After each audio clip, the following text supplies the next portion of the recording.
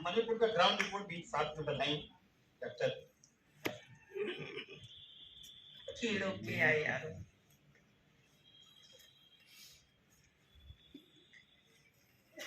आदिवासी अधिकार दिवस की पूर्व संध्या पर आयोजित राष्ट्रीय आदिवासी सेमिनार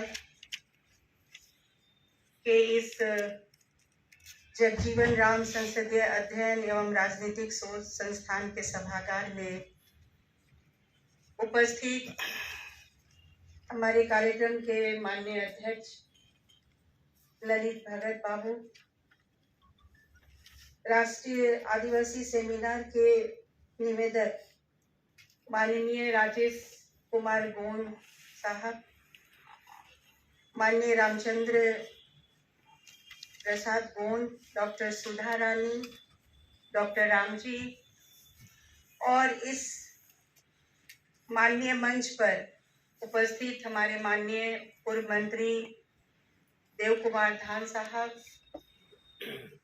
गोवा के हमारे लीडर जिनका भी संवैधानिक अधिकारों पर भाषण हुआ, उनके साहब और हमारे जो वरिष्ठ आदरणीय बैठे हैं, मैं नाम नहीं ले पा रही हूँ, रामचंद्र प्रसाद गोंड जिनका नाम मैंने भी लिया, और बहुत सारे देश के कोने कोने से आए हुए हमारे सम्मानित नेतागण, कार्यकर्ता,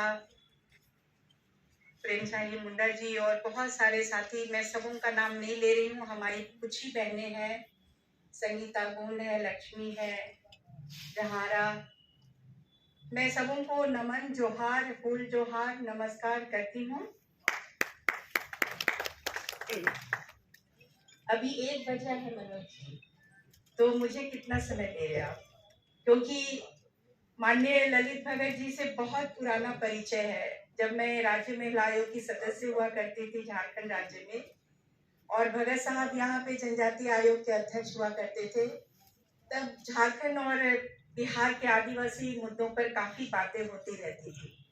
तो उन्होंने मुझे अनुरोध किया कि मैं मणिपुर पर बात रखूं, और वन संरक्षण अधिनियम जो अभी पास हुआ है 26 जुलाई को, 4 अगस्त को गजट नोटिफिकेशन भी किया है गवर्नमेंट ऑफ इंडिया ने, उस पर बात रखूं। मैं उनके अनुरोध पर यहाँ आई हूँ क्योंकि मुझे देव कुमार धान साहब ने भी एक टास्क दिया हुआ है कि मणिपुर का दौरा किया है, उस पर एक किताब निकालनी है, एक लंबी रिपोर्ट आपको बनानी है। तो मैं उसी में लगी हूँ, और ये जो 88 पन्ने की रिपोर्ट है वो अभी उन लोगों ने तैयार किया है, हमारे कोकी भाइयों ने, जो मुझे अभी तुरंत प्राप्त हुआ है। तो मैं किसी तरह प्रिंट लेकर रास्ते में और यहाँ कोशिश कर रही हूँ कि ये काम खत्म करूँ। तो 1 बजा है, मुझे लगता है 15 मिनट ठीक है।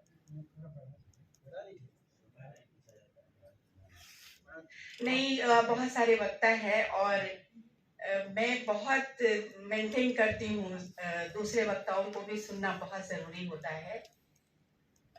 देखिए, ये जो वन संरक्षण अधिनियम का मामला है, हमें ये समझ लेना चाहिए कि आज से 5000 साल पहले जो सिंधु घाटी की सभ्यता थी, जो फ्रिटिस स्टॉल हैं, एक अम्स्टर्डम के राइटर, जिन्होंने एक किताब लिखी है डिस्कवरिंग द वेदास, जो वहां पर ऑस्ट्रो एशियाटिक और द्रविडियन समूह के लोग रहते थे। उस जमाने से हम जंगलों के साथ, और जंगल के लोग, हम मूलतः फॉरेस्ट सोसाइटी हैं, जंगल समाज के लोग हैं, जंगलों के साथ हम जीते आए हैं।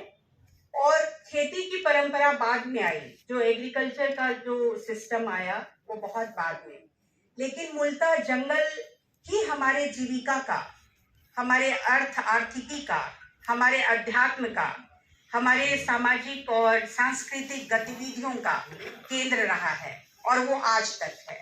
1864 में जब वन विभाग पहली बार बना, तब जाकर वन विभाग की दादागिरी शुरू हो गई जंगलों को लेकर, और आदिवासियों पे इतने अत्याचार, इतने अनाचार, उनको बेदखल करना, उनको डिस्प्लेस करना, और बड़ी बड़ी लंबी रेल लाइन जो इन्होंने बिछाया है अंग्रेजों ने, जो आदिवासी इलाके की वन संपदा और खान खनिज को ले जाने के लिए। तो ये समय उस समय से जो चला आ रहा है, जो औपनिवेशिक शोषण आदिवासियों के साथ, उनको जंगल से बेदखल करने का, और बहुत बड़ी लड़ाइयां लड़ी गई हमारे देश में। 70-75 साल की कहानी बता रहे हैं देवा जी कि कुछ नहीं हुआ। कॉन्स्टिट्यूशनल राइट्स होने के बावजूद भी हमें वो राइट्स नहीं मिले। और मुझे याद है कि हम लोगों ने जंतर मंतर में बहुत रैलियां निकाली, और तब जाकर जंगल बचाओ आंदोलन जब हम लोगों ने झारखंड में और पूर्वी भारत के उड़ीसा, छत्तीसगढ़, मध्य प्रदेश में शुरू किया, तब जाकर अनुसूचित जनजाति एवं अन्य परंपरागत वन निवासियों के अधिकारों की मान्यता अधिनियम 2006 ये कानून बनकर आया। मैं ये बताना चाहती हूँ कि ये देश का पहला ऐसा कानून है जो केवल अधिकार की बात करता है, आदिवासियों के राइट्स की बात करता है, और जिसमें वन विभाग का कोई हक नहीं है। पूरा का पूरा हक ग्राम सभा को, ग्रामीणों को, आदिवासियों को और अन्य परंपरागत वन निवासियों में जो गुर्जर है या अन्य समुदाय के लोग हैं, जो गद्दी मुसलमान भी कई जगहों पर आश्रित है। हमारे यहाँ महतो कुर्मी जो मूलवासी कहे जाते हैं वो वनों पर आश्रित लोग हैं। और इस कानून के आने के बाद, इस कानून को लागू करने के लिए जो कवायद चली, उसमें हमारे जो ग्राम सभा और जो आदिवासी संगठन है, मुझे नहीं मालूम कि आप लोगों का क्या रोल रहा, लेकिन एक अभियान सा चला कि जो जंगल पर जोत कोड़ करते रहे आदिवासी, उस जमीन पर उनका हक मिले। जब फॉरेस्ट डिपार्टमेंट ने हजारों लाखों आदिवासियों पे मुकदमे डाल रखे थे, क्योंकि आदिवासी जंगल में जाता है, जोत कोड़ करता है और उसी से वो जीता रहता है। अब इन्होंने जो केस मुकदमे लगाए, 2006 का जो लॉ आया, उसके बाद सरकार ने, डिपार्टमेंट ने ये तय किया कि जिनके ऊपर मुकदमे लगे हुए हैं, इसका मतलब वो जमीन उनकी है, आप उनको दे दीजिए। कई ऑफिसर सहृदय थे, कानून के फॉलोअर्स थे, उन लोगों ने वैसे मुकदमे जिनके फॉरेस्ट डिपार्टमेंट ने डाल रखा था, उनको उन लोगों ने वापस कर दिया। और बहुत सारे मुकदमे ऐसे रह गए जो पड़े रह गए क्योंकि जमीन डिस्प्यूटेड है। 2010 में ministry of environment and forest और मिनिस्ट्री ऑफ ट्राइबल अफेयर्स, ये दो मंत्रालय ने एक नेशनल रिव्यू कमेटी बनाई थी। उस कमेटी में संयोग से मैं मेंबर थी। 20 लोग मेंबर थे, 10 लोग फॉरेस्ट ऑफिसर्स थे और 10 लोग हम लोग इस तरह की बातें करने वाले हमारे आदिवासी की आवाज की तरफ से थे। बहुत दबाने की कोशिश की गई और हमारे ही जो अभी कह रहे थे ललित भगत साहब, कुछ आदिवासी नेताओं के बारे में, जो कांतिलाल भूरिया जी हैं, मुझे इतना आश्चर्य लगा। ट्राइबल लीडर्स और उन लोगों ने आके हम लोगों को बकायदा हड़काया, धमकाया, बोला आप लोग ज्यादा मीटिंग करके और फॉरेस्ट राइट्स एक्ट के बारे में ज्यादा बातें मत करिए, आप लोग को जो टास्क दिया गया है वही आप करिए। हम लोगों ने यही कहने की कोशिश किया था कि जो फॉरेस्ट राइट्स एक्ट है, अनुसूचित जनजाति एवं अन्य परंपरागत वन निवासियों के अधिकारों की मान्यता अधिनियम, इस अधिनियम में केवल जंगल की भूमि पर आदिवासियों को पट्टा देने का काम नहीं करना है। अध्याय 2, अध्याय 3 ये कहता है कि आपको पूरे वन संपदा पर नियंत्रण और प्रबंधन का अधिकार है। आप कंट्रोल और मैनेज कर सकते हैं, आप व्यापार कर सकते हैं, विपणन कर सकते हैं। लेकिन कांतिलाल भूरिया जी ट्राइबल मिनिस्टर थे उस समय, उन्होंने कहा कि आप लोगों को ये सब बातें करने की जरूरत नहीं है। और फॉरेस्ट ऑफिसर जो 10 थे उनका बहुत प्रेशर, लेकिन हम लोगों ने अपनी रिपोर्ट डाली और आप मिनिस्ट्री में वेबसाइट में अभी भी है, आप जरूर देखिए उसको और अपने अपने इलाके में उस रिपोर्ट को लेकर एक नई बात जो उस में अनुशंसा में कही गई है। हम लोगों ने फॉरेस्ट गवर्नेंस की बात कही है। हमने कहा कि फॉरेस्ट को कंट्रोल और मैनेज हमें नहीं करना है, हम फॉरेस्ट को गवर्न करते हैं। जंगल में हमारा शासन चलता है और हम इसके मालिक हैं। जो जंगल में रहने वाले लोग हैं, बिरहोर है, सुरगारियां हैं, पढ़ैया हैं और भी बहुत सारे समुदाय जो देश भर के हैं वो रहते हैं, वो फॉरेस्ट को गवर्न करते हैं। तो ये कहानी अभी अपने भगत साहब ने हमें कहा, तो हमने एक मिनिस्ट्री ऑफ ट्राइबल अफेयर्स से एक छोटा डाटा आपके लिए लाया है। डाटा भी बहुत ही पीछे डालते हैं। ये 30 नवंबर 2022 तक का डाटा है। आप अनुमान लगाइए कि हमारे देश में लगभग 20 करोड़ ट्राइबल्स हैं। जो ट्राइबल्स अभी भी शेड्यूल ट्राइब की लिस्ट में नहीं है, जो ट्राइबल शेड्यूल ट्राइब की लिस्ट में है आप उनको ट्राइबल मानते हैं। लेकिन बहुत सारे आदिवासी हमारे ऐसे हैं जो लिस्टेड नहीं है, लेकिन वो आदिवासी हैं। उनकी जीवन शैली, उनकी भाषा, उनके अभी भी जंगलों में जीना, अभी भी खेती करना। तो ये आंकड़ा ये बताते हैं कि 44 लाख 66,617 दावा पत्र पूरे देश भर में दाखिल हुआ। और आपको मैं बताऊं कि इसमें से केवल आपको 22,49,671 टाइटल लोगों को मिल पाया है। आप समझ लीजिए कि जो दावा पत्र आया 44 लाख का, और दावा पत्र जो डिस्पोज ऑफ हुआ, जिनको दे दिया गया 22 लाख, मतलब आधे के आधे आपने रिजेक्ट कर दिया। क्या तमाशा है बताइए, कौन लोग रिजेक्ट कर रहे हैं? फॉरेस्ट जो राइट्स एक्ट आया है उसको फॉरेस्ट डिपार्टमेंट को इम्प्लीमेंट नहीं करना है। इम्प्लीमेंटेशन का जो मैंडेट निकला है वो मैंडेट है कि वेलफेयर डिपार्टमेंट को इम्प्लीमेंट करना है। वेलफेयर डिपार्टमेंट के ऑफिसर चाहिए तो मुंह कान बनाने लगते हैं, कहते हैं कि हमें तो फॉरेस्ट का कुछ आता ही नहीं है, फिर वो चले जाते हैं फॉरेस्ट डिपार्टमेंट के पास में, और फॉरेस्ट डिपार्टमेंट अपनी मनमानी करता है, क्योंकि उसमें दावा पत्र में आपके 3 सिग्नेचरी है, एक डीसी है, एक एसडीओ है और एक डीएफओ है। हम लोगों ने मांग किया था आप डीएफओ को हटाइए, ये डीएफओ सारी गुंडागर्दी कर रहा है, सारे रिजेक्शन कर रहा है, सारे दावा पत्र जो आपके एसडीएलसी सब डिविजनल लेवल पर आता है, डिस्ट्रिक्ट लेवल पर आता है, उसको खारिज करने का काम डीएफओ के लेवल पर होता है। और ये सारे जो दावा पत्र है वो डीएफओ के पास जाने ही नहीं है, लेकिन ये उनके पास में फॉरेस्ट डिपार्टमेंट के पास क्यों भेजे जाते हैं? ये सब बड़े महत्वपूर्ण सवाल है जो हम लोगों को एजेंडा बनाने की जरूरत है। भगत साहब, आप लोग जो माननीय मंच के यहाँ पर बैठे हैं, आप देखिए उसमें इन लोगों ने बाइफरकेट किया है कि 1,69,372 कम्युनिटी क्लेम्स हैं और 42,97,245 इंडिविजुअल व्यक्तिगत क्लेम्स हैं। तो देखिए क्या अन्याय हो रहा है, एक फिगर में आप समझ सकते हैं। ये सब फिगर भी सही नहीं होते हैं, लेकिन आप लोगों को समझने के लिए मुझे लगा कि ये बताना बहुत जरूरी है। और इसके आधार पर आप जो वन संरक्षण अधिनियम के बारे में आप जानना चाहते हैं, देखिए इतना बड़ा अन्याय, इतना घनघोर अन्याय। हम जंगलों को बचाते रहे, जंगलों से जीते रहे, जंगल की हमारी सभ्यता, हमारी जंगली सभ्यता है, हम जंगल के लोग हैं। और पार्लियामेंट में मरांगभूम के जयपाल सिंह मुंडा ने कहा था, I am proud to be Adivasi and jungli. उन्होंने ये जंगली वर्ड है, इंग्लिश में लिखा है JUNGLI, तो ये लिखा है कॉन्स्टिट्यूशन असेंबली में जो डिबेट हुआ 1946 में 11 दिसंबर 19 दिसंबर, उसमें आप जाइए, अभी वो हिंदी में भी आ गई है, मैंने हिंदी के पूरे वर्जन मंगवाए हैं। उन्होंने ये कहा कि मैं जंगली हूँ, मैं आदिवासी हूँ, और हमें भी आज से यही बोलना चाहिए कि हम जंगली हैं और हम आदिवासी हैं, और वन संरक्षण अधिनियम हम चलने नहीं देंगे। ये इन लोगों ने जबरदस्ती किया है। इसमें किया ये है कि मैंने धान साहब को लिख कर दिया था, वो पर्चा नहीं आया क्या, उसमें ये बातें लिखी है आपके 4 जो सेक्शन 4 है। देखिए सेक्शन 2 में बहुत अच्छी अच्छी बातें कर रहे हैं ये लोग। क्या बोलते हैं ये लोग सेक्शन 2 में, जो वन संरक्षण अधिनियम है, कहते हैं कि जंगलों की बड़ी अच्छी महत्ता है, भारत में जंगलों को बचाने की बड़ी अच्छी परंपरा है, और जंगलों के संरक्षण, और हमारे लोग, आदिवासी लोग और अन्य लोग जो है जंगलों पे जीते हैं, ये हमारी परंपरा है। और हमारा ये टारगेट है कि 2070 तक जो कार्बन उत्सर्जन हो रहा है उसको रोकने के लिए हम कार्बन सिंक भी उसी लेवल का पैदा करेंगे, और इसके लिए हम 1/3 पेड़ लगाएंगे, 1/3। ये बहुत अच्छी अच्छी बातें 2 नंबर में लिखी, आप पढ़ेंगे तो गुमराह भी हो जाएंगे।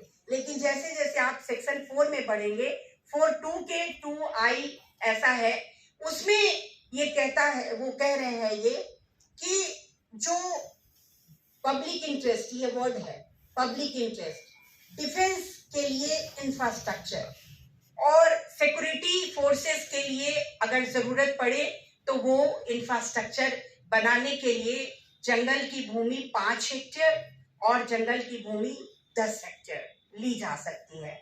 आप बताइए आदिवासी बचेगा?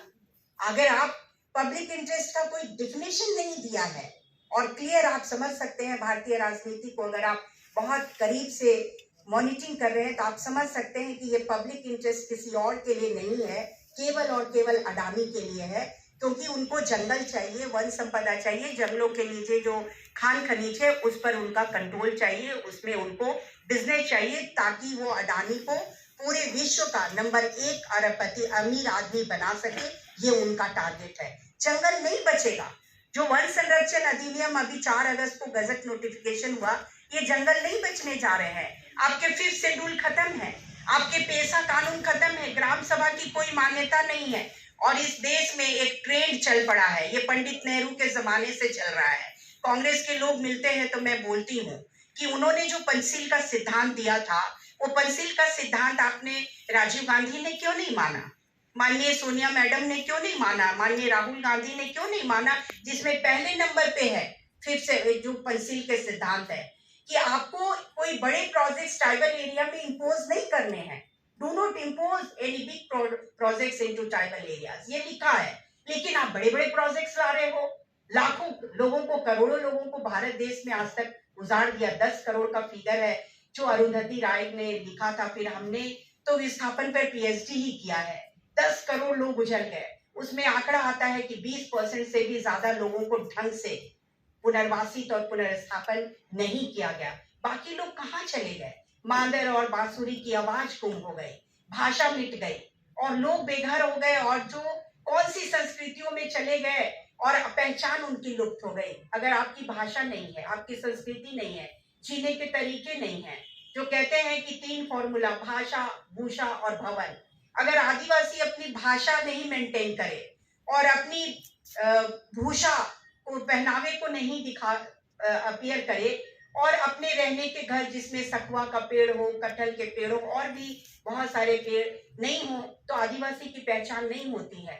तो ये सारी चीजें पंचशील के सिद्धांत पंडित नेहरू वगैरह सबने बोला और ये होता रहा।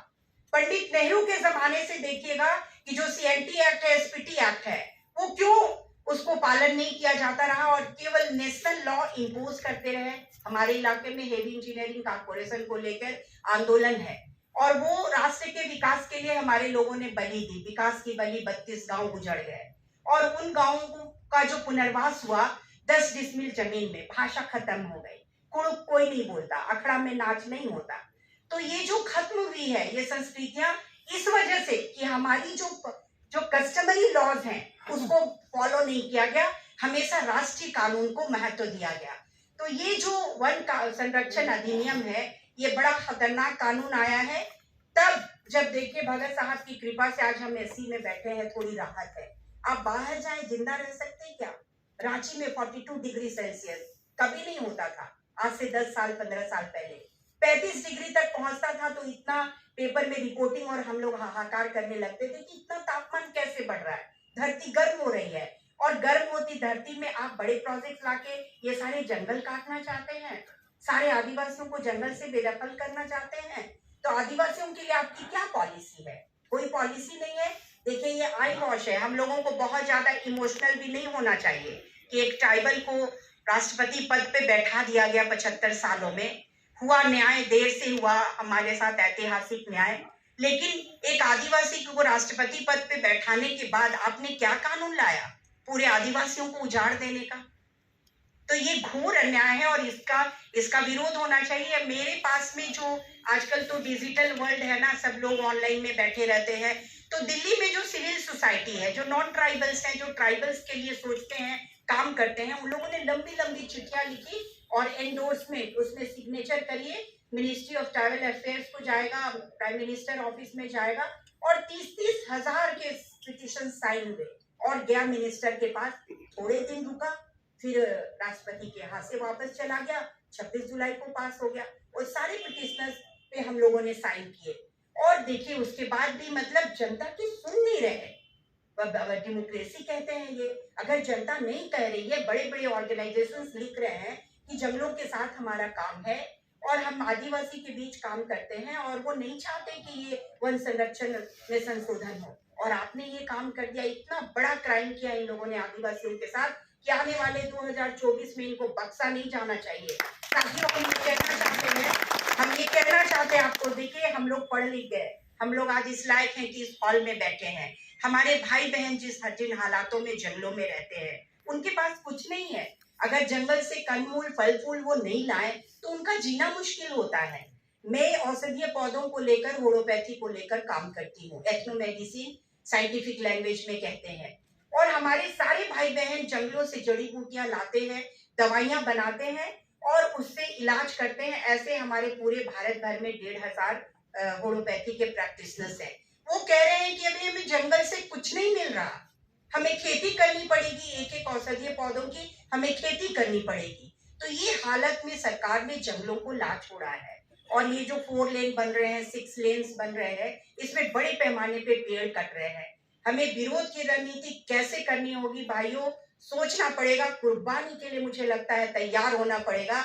ये देश खून मांगता है और अगर हम खून नहीं बहाए ना तो हमारे अधिकारों की रक्षा नहीं होगी। मैं सोचती हूँ कि वन संरक्षण अधिनियम समझने के लिए इतना काफी है और वो ज्यादा पेज का नहीं है, वो ज्यादा पेज का नहीं है, मुश्किल से 2-3 पन्ने का है। अगर आपको चाहिए तो मैं आप लोगों को अवेलेबल करा दूंगी। आप हमें ईमेल दीजिएगा या व्हाट्सएप नंबर दीजिएगा, मैं आपको सारे दस्तावेज उपलब्ध कराऊंगी। मुझे लगता है 15-16 मिनट मैंने इस पर संरक्षण अधिनियम पर बात कहा और ये जो जंगलों का सवाल है इसने ही तो मणिपुर पर आग लगाई है। देखिए जो मेजर हैं, मेजर अनिल बंसल, उनकी रिपोर्ट पढ़ना चाहिए। और अभी मेरे हाथ में जो 88 पेज की रिपोर्ट हाथ लगी है, ये कुकी भाइयों ने पब्लिश किया है इसको और मेरे पास में उसकी पीडीएफ कॉपी, सॉफ्ट कॉपी भेजा है। इसमें अनिल बंसल जो मेजर हैं वो बता रहे हैं कि पिछले 6 महीने से पूरे कुकी एरिया में, कुकी, चीन, जोमी ये एथनिक ग्रुप है, उस इलाके में मणिपुर की गवर्नमेंट ने एक सर्वे शुरू किया था और वो सर्वे जंगल को लेकर था। और जंगलों में जो जबरदस्ती जहां कुकी रहते हैं, कहते हैं ये रिजर्व फॉरेस्ट है, किसी को कह देते हैं प्रोटेक्टेड फॉरेस्ट है, इलीगल। अनिल बंसल ने लिखा है कि ये सारी कार्रवाई इलीगल हुई और कुकी, चीन, जोमी समुदाय को खदेड़ दिया गया वहां से, वहीं से आग लगनी शुरू हुई। और ये प्लान था मणिपुर की मैतेई गवर्नमेंट का कि किसी तरह कुकी लोगों को भड़काओ और ये भड़क कर अगर कोई कार्रवाई करते हैं तो हम लोग उसके बाद रिलेटिएट कर जाएंगे, तो रिटेलिएट हम लोग करेंगे और इसका सफाया हम करेंगे।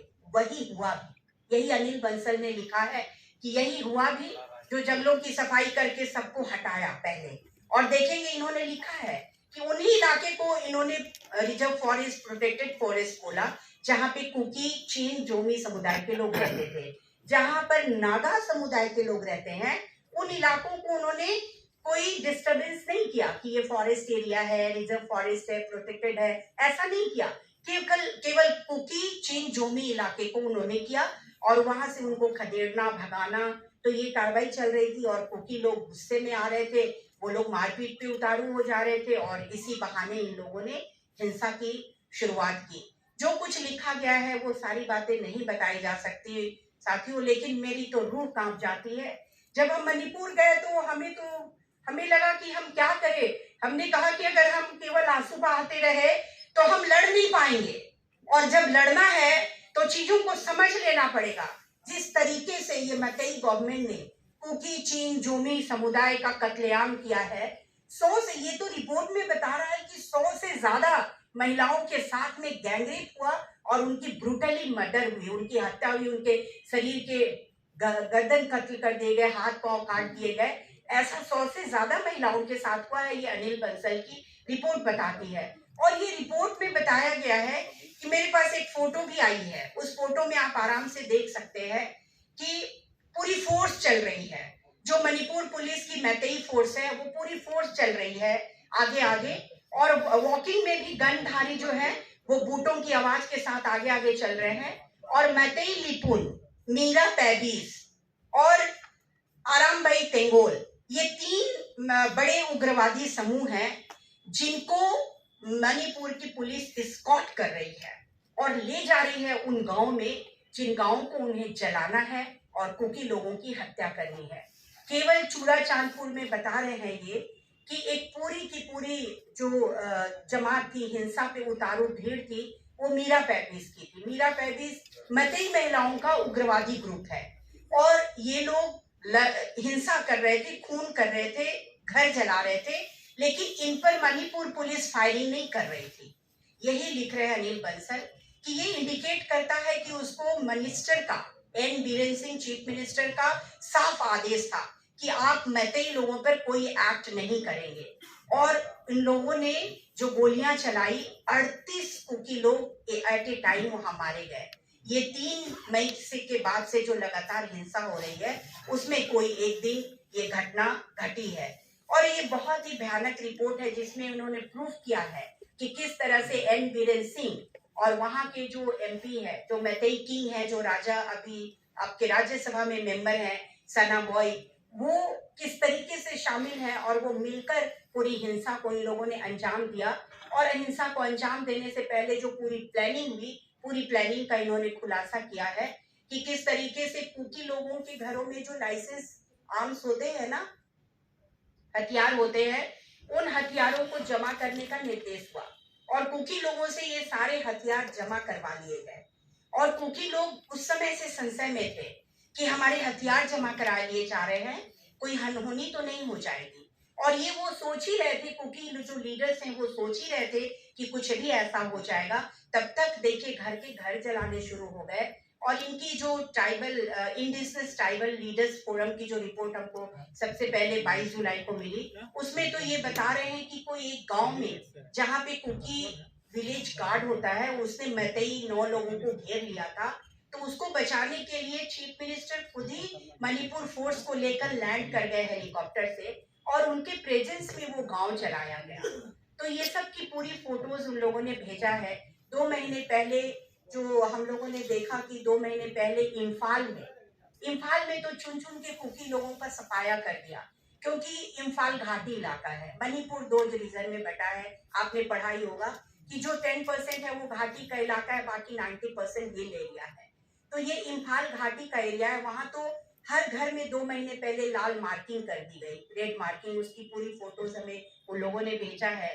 और उस लाल मार्किंग के बाद में जो मीरा पैबिस है, मैतेई लिपुन और आरामबाई तेंगोल, इनकी भीड़ जो है वो टूट पड़ी इन घरों में और घर में घुस घुस के लोगों को मारा है। चाहे वो 67 इयर्स ओल्ड बूढ़ी औरत हो, 27 साल का जवान बच्चा हो, घरों को जला दिया है। वो सारी इन लोगों ने तस्वीर भेजी है, पूरी बहुत ही डिटेल्स डेट वाइज रिपोर्ट है। 3, 4, 5, 6, 7, 8, 9 मई तक जो लगातार हिंसा हुई है वो औरतों के खिलाफ हुई है। औरतों को ही टारगेट किया गया, जिसमें जो बूढ़ी औरतें थी उनके गर्दन काट दिए गए, हाथ पांव काट दिए गए। और जो जवान लड़कियां थी उनके साथ में 200-250 की भीड़ ने 2-2, 3-3 घंटे तक पता नहीं उनके शरीर के साथ कितना अत्याचार किया होगा और रेप किया। और उसके बाद फाइनली उनको मार दिया, उनके शरीर के सारे अंग काट के, पूरे घरों में ब्लड।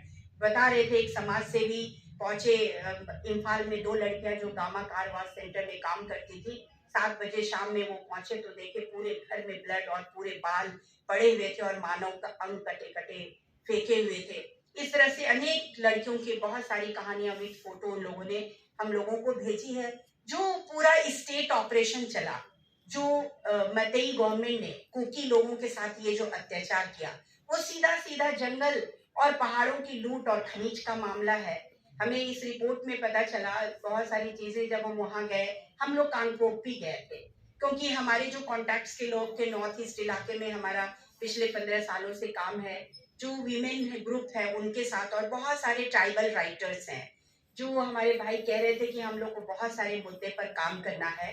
कोक बोरोक जो आदिवासी है त्रिपुरा में, त्रिपुरी आदिवासी है त्रिपुरा में, खासी मेघालय में, बोडो लैंड में, आपके नागालैंड में जिलियांग्रोंग लैंग्वेज है और नागा लैंग्वेज। और इधर आप आइए आपके मणिपुर में मिजो भाषा, मिजो में जो लिखते हैं उनको पद्मश्री मिला है डॉक्टर लियाना कियाक्ते। तो उनके साथ में ट्राइबल राइटर्स लोगों के साथ हम लोगों का पिछले 18 सालों का काम रहा है। 18 सालों का काम रहा है। और इनके साथ में जब हमने बात किया, हमें खबर ही देर मिली जो वीडियो वायरल हुआ, हमने पूछा कि क्या कुछ हो रहा है, तो उन्होंने हमें जिस ग्रुप के साथ में कनेक्ट किया, तो उस ग्रुप ने हमें बोला कि आप चूड़ा चांदपुर नहीं जा सकते। विधान साहब के साथ में बात होती रही कि भाई चूड़ा चांदपुर नहीं जा सकते, हमें ही खतरा होगा, तो आप कहाँ जा सकते। तो हमारे लोगों ने हमें गाइड किया कि हम लोग कांगपोकपी जा सकते हैं, लेकिन वो भी इम्फाल होके नहीं जा सकते। तो क्यों? तो इम्फाल में उन लोगों ने मेरे से पूछा कि आपके कोई पहचान के मतई ड्राइवर्स हैं क्या? हमने कहा मतई के साथ हमारा कोई परिचय ही नहीं है, ड्राइवर्स कहाँ से होंगे। तो मतई ड्राइवर्स होंगे तो वो आपको इम्फाल से कांगपोपी 2 घंटे में पहुंचा देंगे। अगर मतई ड्राइवर नहीं है तो आप कोई मुस्लिम ड्राइवर को ढूंढिए। मुस्लिम ड्राइवर कुकी इलाके में भी जा रहा है और मतई इलाके में भी जा रहा है, तो वो आपको 2 घंटे में आपको कांगपोपी पहुंचा देगा। अगर आप नागालैंड होके कांगपोपी पहुंचेंगे तो 5 घंटे की लंबी जर्नी करके आपको आना पड़ेगा। बहुत रास्ता खराब है, जंगल का रास्ता है, लेकिन सेफ है, मतई नहीं है, तो उधर से आप आ सकते हैं। और कांगपोपी के जितने 60-70 गांव पूरे के पूरे जला दिए, आप उनको देख सकते, आप रिलीफ कैंप में जा सकते हैं। तो हम लोगों ने फिर तय किया कि हम लोग कांगपोपी ही जाएंगे, भले 5 घंटे 6 घंटे की लंबी जर्नी हम लोग को करनी पड़ेगी, लेकिन हम लोग सेफली अपने लोगों के बीच पहुंचे और उनका हालात लेके भाई क्या हालात है उनके। तो हम लोग वहां पहुंचे 21 अगस्त को, और 21 अगस्त को पहुंचने के बाद सीधे Kuki women organisations for human rights की महिलाओं ने हम लोगों के लिए कुछ खाने का प्रबंध किया था रात का। हम लोग उनके यहाँ बैठे और वो बहनें हमें बताने लगी सारी कहानियां, और वो लोगों के भीतर इतना गुस्सा था। वो कह रहे थे अभी तक चीफ मिनिस्टर को बर्खास्त नहीं किया, ये नरेंद्र मोदी भी मिला हुआ है, ये अमित शाह ने सारी बदमाशी कर रखी है। अगर 1 मिनट की बात है वो तय कर ले कि यहाँ मिलिट्री का डिप्लॉयमेंट हो जाए तो सारी तरह की गुंडागर्दी और सारे तरह का खून खराबा बंद हो जाए। लेकिन प्राइम मिनिस्टर ने आज तक मिलिट्री का डिप्लॉयमेंट नहीं किया है। भाइयों, आप समझ सकते हैं कि आदिवासियों को किस तरीके से वहां मारा जा रहा है। और ये जो गुस्सा है वो एक गुस्सा ये भी निकल कर आया कि मैतेई जो है वैष्णवी और हिंदू बिरादरी के लोग हैं, हिंदू आस्था के लोग हैं, और कुकी में ज्यादातर लोगों ने अपना ओरिजिनल जो धर्म है वो छोड़कर ईसाई में चले गए हैं। ज्यादातर वैसे हैं, लेकिन बहुत लोग अभी भी ओरिजिन में हैं। और कुकी, चिंग, जोमी, हमर, ये जो समुदाय है वो म्यांमार तक फैला हुआ है, उनकी रिश्तेदारी है, आना जाना है। मैंने जिन उग्रवादी संगठनों के नाम बताए, मीरा पैबीस, मतई लिपुन और आरंभाई तेंगोल का, ये लोग उग्रवादी संगठन है और इनका जो टेररिस्ट कैंप है वो म्यांमार में है। और म्यांमार से ये आकर यहाँ पे गुंडागर्दी कर रहे थे, और इनको गुंडागर्दी करने के लिए जो गवर्नमेंट ने सपोर्ट किया, 6000 जो पुलिस के राइफल्स थे वो लूटे गए थे मई महीने में, और अप्रैल महीने में लूटे गए थे। और लूटने के बाद में इनके बीच में वो लाइसेंस बांट दिए गए थे। इसको एन बीरेन सिंह ने क्या बोला, वो कहते हैं कि ये बात गलत है कि हमारे मणिपुर पुलिस से आर्म्स लूटे गए थे। तो ये बात अगर गलत है तो गवर्नमेंट ने एक विज्ञापन डाला हुआ है जगह जगह पर इम्फाल में कि जिनके पास भी हथियार है वो वापस सरेंडर कर दे, हम लोग कोई कार्रवाई नहीं करेंगे। ये पोस्टर की कॉपी भी हम लोगों को कुकी लोगों ने भेजा कि अगर राइफल्स नहीं लूटे गए थे तो आप कह रहे हैं कि पोस्टर क्यों लगा रहे हैं आर्म्स के सरेंडर के लिए। तो इतना जबरदस्त गेम, ये बहुत जबरदस्त प्लानिंग हुई। 3 मई को क्या था, सॉलिडरिटी मार्च था जो कुकी ट्राइबल स्टूडेंट्स लोगों ने ऑर्गेनाइज किया था। तो ये सॉलिडरिटी मार्च थी, उसके अगेंस्ट में जो आप लोग को पता ही होगा कि एसटी का दर्जा मैतेई लोगों को दिया गया, वो भी हाई कोर्ट से ऑर्डर करा गया। इसका गुस्सा था आपके कुकी लोगों के ऊपर, तो ये लोग उसको लेकर आंदोलन कर रहे थे। और मुझे ये जानकर बड़ी हैरानी हुई कि जब राष्ट्रीय जनजाति आयोग की टीम का 7 सदस्यीय टीम का वहां दौरा हुआ तो मैतेई लोगों ने उनका खूब वेलकम किया। और क्या मांगा जानते हैं, ये मांगा कि कुकी, जोमी, चीन, जो मिजो, हमर जो ट्राइबल्स हैं उनका एसटी स्टेटस खत्म कर दो और हमको ये एसटी स्टेटस कर दो। क्या गुंडागर्दी चल रही है इस देश में? संविधान है क्या? लोकतंत्र बचा है क्या? और हम आदिवासी लोग जिंदा हैं, हमारी जमीन है क्या? जो इतना तरह का हम अत्याचार देख रहे हैं, संविधान का खुलेआम वायलेशन हम देख रहे हैं, क्या 24 में जवाब नहीं मिलना चाहिए इनको? बिल्कुल जवाब मिलना चाहिए। इन लोगों ने हमारे लोगों का खून किया है, और खून का बदला तो मैं बोलती हूँ खून से लेना चाहिए। लेकिन अभी डेमोक्रेसी है, लेकिन हम डेमोक्रेसी की बात करेंगे और वोट से हम इसका बदला ले सकते हैं साथियों।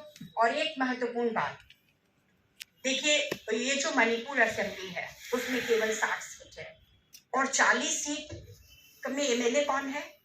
मतई लोग एमएलए। 20 सीट किसका है? ट्राइबल्स का है। क्या गुंडागर्दी है बताइए। मैं वो पेपर नहीं ला पाई, मैंने आप इनको शायद दिया है। 4 साल में 21,481 करोड़ रुपए घाटी में खर्च हुए।